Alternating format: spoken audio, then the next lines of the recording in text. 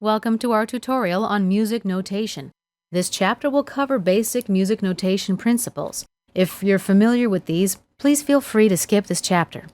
Having a basic understanding of music notation will improve your ability to work with MIDI because the way MIDI is organized and managed in your digital audio workstation draws from the principles of music notation. Let's create a drawing space for us. Okay. Here we've got two groups of 5 lines. Each set of 5 lines is called a staff. The staff is how we represent the frequency of sound.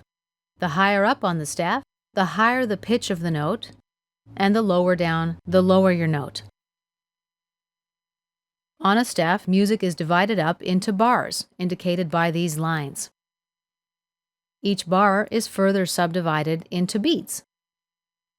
These two numbers here are called a time signature. They generally appear at the beginnings of songs, and the top number tells us how many beats are in a bar, in this case 4, and the bottom note tells us what kind of note gets 1 beat. In this case, 4 means a quarter note. Most Western music's in 4/4 time, where there are 4 beats to the bar and each beat is worth a quarter note. 1, 2, 3, 4. Here's a list of note types and their values. Each note below has half the value of the note on top. A bar in 4/4 time can contain 1 whole note, 2 half notes, 4 quarter notes, 8 eighth notes, 16 16th notes, 32 32nd notes, etc. Now let's talk about notes with an odd number of beats. How do you represent 3 beats or 5 beats? These notes can be written in 2 ways, with a dot as you see here or a tie as you see here. That's a line that connects 2 notes together. On the left, you see that this half note has a dot next to it. That adds 50% of the value. Without the dot, the half note's worth 2 beats. With the dot, it's worth 3 beats. On the right, the line between the notes, called a tie, links these 2 notes together for a total value of 3 beats. 2 beats for the half note and 1 for the quarter. When notes are tied together, you don't play the second note, only the first note. But you hold the first note down for the value of the second note too. So basically, you'd play this note for 2 beats plus 1 beat, making 3 beats total without lifting up your finger. Let's take a look at rests now. They follow the same mathematical logic as notes, but instead of representing sounds, they represent silence or the absence of sound. Here's a representation of rests and their values. A whole rest, 4 beats. Half rest, 2 beats. Quarter rest, generally 1 beat. An eighth rest, half, 16th. A 16th rest has a quarter of a beat in 4/4 time, and so on. In a 4/4 bar, we can have 4 quarter rests, 2 half rests, or 1 whole rest, or any combination of the rests below. Rests can be lengthened with dots and ties, just like notes. Both of these rests have 3 beats in a 4/4 time. This half rest adds 50% of the value using this dot. Same thing by the tie. The half rest is tied to the quarter rest for a total of 3 beats. Now let's talk about note pitch. As we mentioned, the higher or lower a note appears on the staff, the higher or lower the pitch, respectively. The clef on the left specifies the musical range. Here's a treble clef, and here is a bass clef. These are the most common clefs you'll find in music notation. Piano music is written in both the treble and bass clefs. Guitar and violin are written in the treble clef. Some instruments, like the viola, are written in a different clef, the alto clef. Let's pick up a few more words on notes. The relationship between notes can be measured in whole and half steps. For example, the relationship between C and D is a whole step. Between C and C sharp is a half step. E to F and B to C are also half steps. These are known as semitones as well. B flat to C is a whole step. E to F sharp is a whole step, or a whole tone. A whole step is 2 semitones, or half steps. If you count from C forward, the black keys can be called sharps. C, C sharp, D, D sharp, E, F, F sharp, G, G sharp, A sharp, B, and C. If you count back, the same key can be described in flats. C, B, B flat, A flat, G, G flat, F, E, E flat, D, D flat, and C.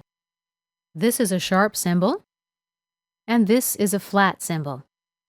A sharp beside a note means you play a semitone or half step higher, usually the black key up. A flat symbol beside a note means you play a semitone or half step down, usually a black key lower. The natural symbol cancels a previous sharp or flat sign. It's like a return to normal mode command. When these accidentals are written in the main body of your music notation, they affect which notes you actually play. The accidentals that are written in the main body of the music notation are canceled out every bar line. That is, unless they appear in what's known as your key signature. Key signatures are generally found at the beginning of a song before the time signature. A key signature means that you flatten or sharpen all of the notes that have flat or sharp symbols on them. The key signature tells you which key the piece is in. In this diagram here, I see an F sharp and a C sharp in my key signature. This means that I'm in the key of D. The key of D contains an F sharp and a C sharp. That means that all Fs and Cs in this song need to be played as sharps. Not only the F on this line, but every F in the song, unless otherwise marked by a natural symbol. Same thing with the C. I play the C in this space as sharp, but all Cs, including this C down here. This note here is a C sharp, but this one is C natural. The natural symbol requests me to play a semitone lower than written. In the bass clef staff down below, I've got a B flat and an E flat in this key signature. This is the key of B flat major, and these Bs will be played as flats. This B will be played as a natural. All of the Bs in this song, not only these Bs, will be flattened unless they are marked with a natural symbol. Same thing with all of the E's in this song. Every E will be played as a flat unless it's marked with a natural symbol. Now let's do a few words on dynamics and accent markings. This line here is a tenuto marking. It means held in Italian. You give this note a little bit more deliberate pressure than you would playing normally. This note here is marked with a staccato dot. Staccato means giving a note a short and sharp attack. Staccatos are short and hoppy. That's what I used to tell my students. Next, we've got an accent marking. An accent mark should be played a little bit more heavily than a regular note. Marcado is next. This is both held and accented, so it's a little more oomph. Next, we have a slur line connecting two notes. It means you need to connect these two notes. You shouldn't hear any gap between the sound. This wiggly symbol is a glissando. It instructs you to slide in pitch from one note to the next. P stands for piano or quiet. F stands for forte, that's a single F.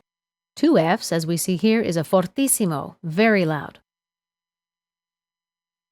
MP is mezzo piano or medium soft, and MF is mezzo forte or medium loud.